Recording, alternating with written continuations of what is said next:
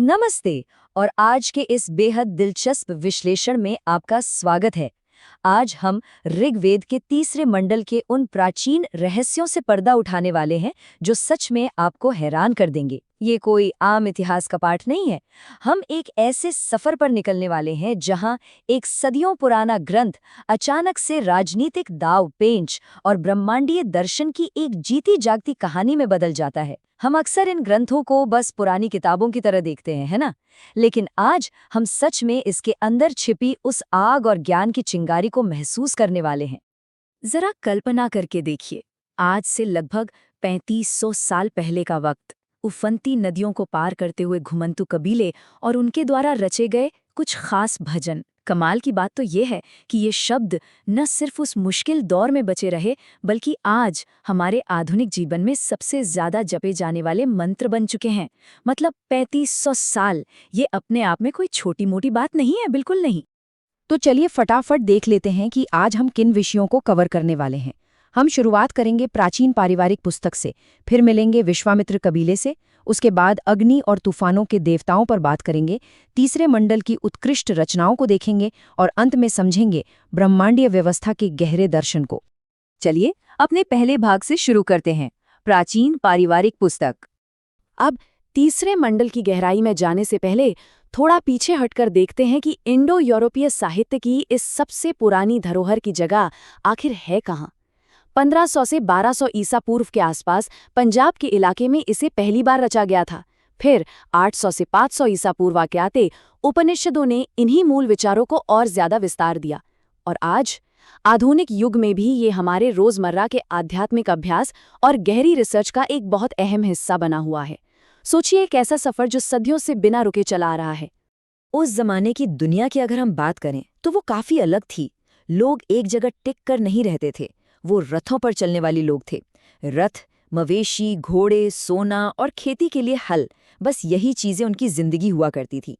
और सच कहूं तो उनका पूरा वजूद इस बात पर टिका था कि वे प्रकृति की ताकतवर शक्तियों को कितना खुश रख पाते हैं। उस समय अमीर होने का मतलब बैंक बैलेंस नहीं, बल्कि यही भौतिक चीजें हुआ करती थीं। आगे बढ़ते हैं अपने दूसरे भाग की तरफ और मिलते हैं विश्वामित्र कबीले से। तो आखिर इस खास किताब को लिखा किसने था?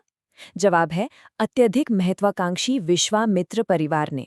विश्वामित्र, जिसका मतलब ही होता है सबका मित्र, ये भरत जनजाति के राजा सुदास के दरबार में एक बेहद शक्तिशाली शाही पुरोहित थे। और यहाँ एक बहुत दिलचस्प बात है, ये भरत जनजाति इतनी ज्यादा प्रभावशाली थी, इतनी अहम थी कि आगे चलकर इन्हीं के नाम पर हमारे देश का नाम भारत पड़ा। है ना कमाल की बात?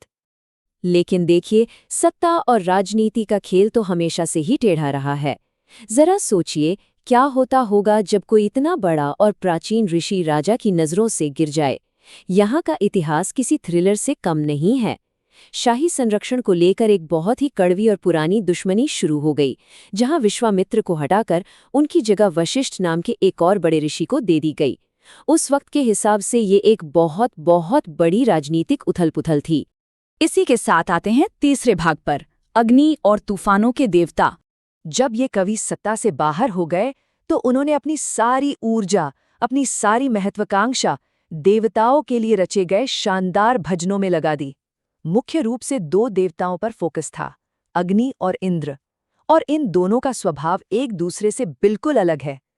एक तरफ है अग्नि, चूल्हे और यज्ञ के देवता, जो अपार ज्ञान और संचार के प्रतीक हैं, देवताओं तक बात पहुंचाने का जरिया। और दूसरी तरफ इंद्र, तूफान और युद्ध के शक्तिशाली राजा, जो पानी को रोकने वाली हर बाधा को चकनाचूर कर देते हैं और अपने भक्तों को धन, मवेशी और जीत का आशीर्वाद देते हैं। बिल्कुल अलग, लेकिन दोनों ही बेहद शक्तिशाली। उस समय के कवि एक बहुत ही खास काव्यात्मक तरीके का इस्तेमाल करते थे, जिसे बंधु कहा जाता था। इसका मतलब है हमारी छोटी सी दुनिया और इस विशाल ब्रह्मांड के बीच के छिपे हुए गहरे रिश्तों को खोजना। जैसे भजन 3.1 में बताया गया है कि कैसे अग्नि पौधों और पानी में भी छिपी रहती है। जब अरणी यानी लकड़ी की डंडियों को आपस में रगड़ा जाता है तो जो चिंगारी पैदा होती है वो सिर्फ आग जलाना नहीं है, उसे हमारे भीतर की ईश्वरीय चेतना के जागने का प्रतीक माना जाता है। कितना गहरा विचार है। अब हम चौथे भाग की ओर बढ़ते हैं, जहां हम तीसरे मंडल की कुछ सबसे बेहतरीन और उत्कृष्ट रचनाओं पर नजर डालेंगे।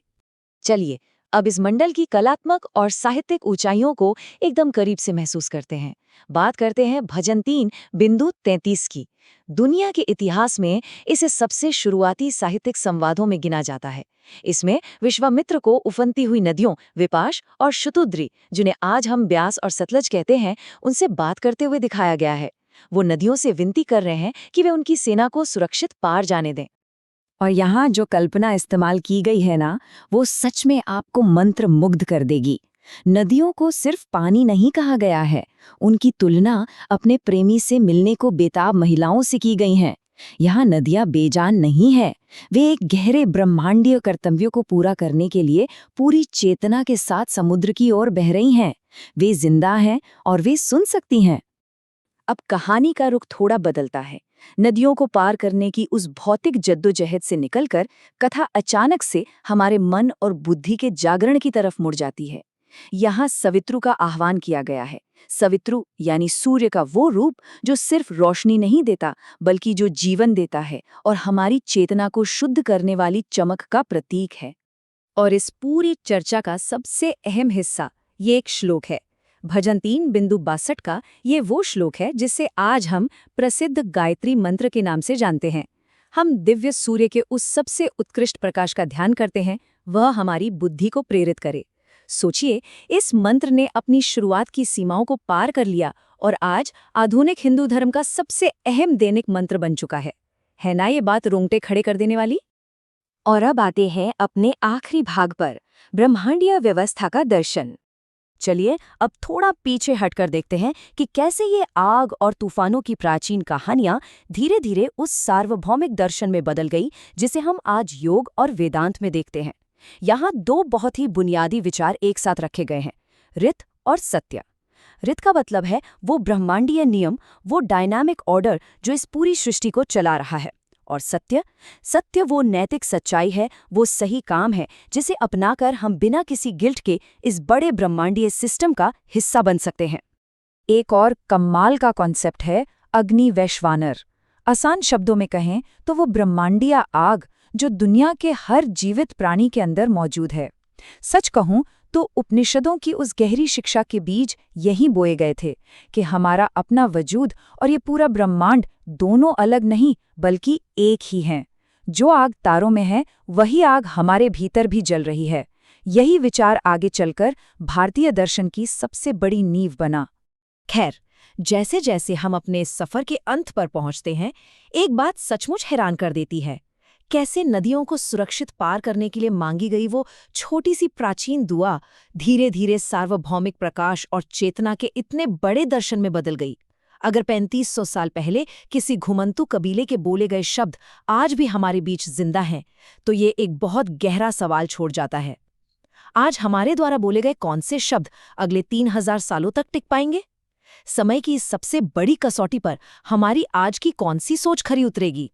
इस विचार के साथ मैं आपको यहीं छोड़े जाता हूं। सोचने पर मजबूर कर देने वाली बात है ना?